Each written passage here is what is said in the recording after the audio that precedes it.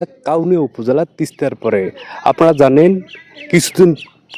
কিছুদিন থেকে ভারী বৃষ্টি বর্ষণ এবং উজানের পানির কারণে এই যে টেপামধুর ইউনিয়ন রয়েছে 1 নম্বর ওয়ার্ডে, সেইখানে যে আবাদি ফসল জমি ছিল সেইখানে প্রায় 10 একর জমি তিস্তার গর্ভে বিলীন হয়ে গেছে। চাচি, আপনি তো তিস্তাপাড়ের বাসিন্দা, তাই? তিস্তাপাড়ের বাসিন্দা, হ্যাঁ। আপনার তো বাসা এখানে ছিল, ওই দিকে ছিল। তো এখন কি হয়েছে? এখন আপনি কোথায় আছেন? নদী ভাঙিয়ে মনে করে রাস্তাত পড়িয়েছি, মনে করে আবার সুবেত মানুষের ভুট্টি পিঁয়াজ আলু মনে করে সব মনে করে ভাঙি চুরি যায় মিসমার হয়ে গেছে।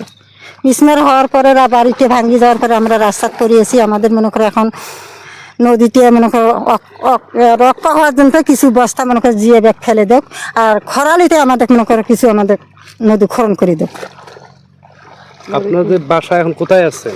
রাস্তাত পড়িয়েছি। কোনো অনুদান পাইছেন কি? হ্যাঁ, সরকারি মনে করে চেয়ারম্যানে চাল দিছে। আপনাদের বাসাটা কোথায় ছিল? ওই দিকে। এই পানির কারণে বাসা ভাঙে গেছে? হ্যাঁ হ্যাঁ, পানির কারণে বাসা ভাঙি গেছে। আপনার ফ্যামিলি মেম্বার কয়জন? 2 জন। আপনি আর আপনার হাজবেন্ড? হ্যাঁ। এখন থাকবেন কোথায়? এখন যে কোথায় থাকবো, কোথায় যাব, কি করব না করব, যেহেতু টাকা পয়সা নাই, কিছু নাই, জায়গা জমিন নাই, আমি কোথায় যাই? ওই জন্যতে মনে করে রাস্তাত পড়ি আছি কয়দিনতে। তিস্তাপাড়ের মানুষ হিসাবে অন্তর্বর্তী সরকার কাছে এই উন্নয়নে আপনার চাওয়া পাওয়া কি একজন স্থায়ী নাগরিক হিসাবে? আসলে আমরা তো তিস্তাপাড়ের মানুষ, এই তিস্তাপাড়ের মানুষ কিন্তু আমরা প্রতিটা বছর ভাঙতে ভাঙতে একদম নিঃশেষ। তো আমাদের এই মুহূর্তে চাওয়া হচ্ছে যে আপনার এই মুহূর্তে ভাঙন বন্ধ করতে হবে, আর সেই সাথে হলো যে অন্তর্বর্তী সরকারের কাছে আমাদের এই তিস্তার 2 পাড়ের মানুষের আমাদের প্রাণের দাবিটা হচ্ছে যে আপনার তিস্তা খননের যে একটা প্রকল্প রয়েছে, এই প্রকল্পটা বাস্তবায়নের জন্য কার্যকর পদক্ষেপ নিতে হবে, এবং এই অন্তর্বর্তী সরকারই যেন আপনার কার্যকর পদক্ষেপ গ্রহণের মাধ্যমে আপনার উদ্বোধনের জন্য ব্যবস্থা করে আমাদের তিস্তাপাড়ের মানুষের এই মুহূর্তের প্রাণের চাওয়া এইটা। আর এখন যে ভাঙতেছে এই ভাঙনটা বন্ধের জন্য প্রয়োজনীয় ব্যবস্থা নিতে হবে। এছাড়া আমাদের তিস্তাপাড়ের মানুষের কিন্তু এখানে বসবাস করার আর কোনো উপায় নেই। আমরা ভাঙতে ভাঙতে একদম নিঃশেষ হয়ে গেছি, আমরা কিন্তু পথের ফকির হয়ে দাঁড়িয়েছি। তো সুতরাং আপনাদের মাধ্যমে আমরা যে বার্তাটা দিতে চাই অন্তর্বর্তী সরকারকে, অন্তর্বর্তী সরকার কোনো ডানে বামে না তাকিয়ে, কোনো কালক্ষেপণ না করে আমাদের এই তিস্তাপাড়ের মানুষকে বৈষম্যের হাত থেকে রক্ষা করতে হবে। তিস্তার 2 পার স্থায়ী সমাধান নিতে হবে, তিস্তা মহাপরিকল্পনা বাস্তবায়ন করতে হবে। এটাই হচ্ছে অন্তর্বর্তী সরকারের কাছে আমাদের প্রাণের দাবি। এই যে কিছুদিন পূর্বেতে এটা আবাদ ছিল, আবাদি ফসলি জমি হয়েছে, কত দূর পর্যন্ত ভাঙছে এটা আপনি জানেন কি? আপনার এই যে আবাদ, আমাদের আপনি জেনে থাকবেন যে তিস্তার এই অঞ্চলে কিন্তু আপনার বেশ কয়েকটা আবাদ হয়। আপনার আলু, ভুট্টা, বাদাম থেকে শুরু করে অনেক রবি শস্য এখানে হয়। এই রবি শস্যের মধ্যেই কিন্তু আমরা এই তিস্তাপাড়ের মানুষরা করি। জীবিকার যে জায়গাটা সেটা হলো যে আমাদের এই কৃষির উপর নির্ভর করে, কিন্তু দুঃখের বিষয় হচ্ছে সেই জমিগুলো আপনার নদীগর্ভে বিলীন হয়ে যাচ্ছে, এমনকি আবাদ সহ বিলীন হয়ে যাচ্ছে। তো এই যে বিলীন হওয়ার কারণে কিন্তু আমরা অর্থনৈতিক দিক থেকে কিন্তু আমাদের একদম চালিকা শক্তি একদম নাই হয়ে যাচ্ছে।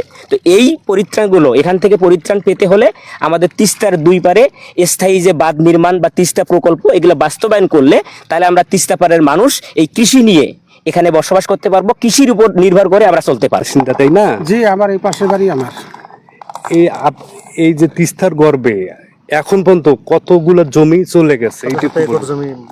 কত একর জমি? কমপক্ষে 50 একর মাটি এখানে ফসলি আবাদ চলে গেল এই নদীর গর্ভে। এই 1 বছর করে কিছু ভাঙে, আবার থুয়ে চলে যায়, আবার ভাঙে, আবার চলে যায়, এইভাবে করতে করতে করতে করতে আমাদের একবার সর্বহারা।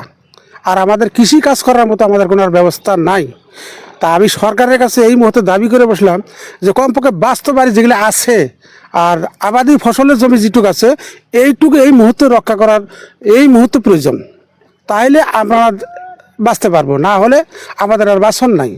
এখানে একটা প্রতিষ্ঠান আছে, সরকারি প্রতিষ্ঠান, সরকারি একটা প্রতিষ্ঠান, প্রাইমারি স্কুল, 3 তলা ভবন, একটা পাকা মসজিদ আছে, পাকা বাড়ি আছে, ফসলি জমিগুলো যাচ্ছে নদীর পেটে। এটা নিয়ে আমরা খুব চিন্তার মধ্যে আছি যে আমাদের এখন আমরা কোথায় যাব। এই যে 2টা বাড়ি ভাঙছে নদীর মধ্যে, কয়টা দিন হলো এই রাস্তার মধ্যে পড়ে আছে। এ একটু ভাত দেয়, ও একটু চিরা দেয়, ও একটু আলু দেয়, একটু এইটা দেয় সেটা দেয়, এগুলো খায় কি তার দিন যায়? তার কত কষ্ট। 2টা বাড়ি ভাঙছে, 2টা বাড়ির জনগণকে এইভাবে খাওয়া দেওয়া সম্ভব আমাদের? তা আমরা এইভাবে সরকারের কাছে আমরা এখনই দাবি করতেছি যে যা আবার হয়ে গেছে আমরা এই মুহূর্তে এই নদীটাকে একটু রক্ষা করার জন্য কিছু হলেও রক্ষা করে দেব, তাইলে না আমরা বাঁচবো। কি চান আপনারা? আমরা চাই এই মুহূর্তে আর যেন না ভাঙে, যা ভাঙছে ভাঙছে, আর যেন একটুকু না ভাঙে এই মুহূর্তে পদক্ষেপ নিতে হবে, এটা আমাদের দাবি। আমরা শুনছিলাম তিস্তাপাড়ের একজন ভুক্তভোগী পরিবার এবং স্থায়ী নাগরিকের কাছে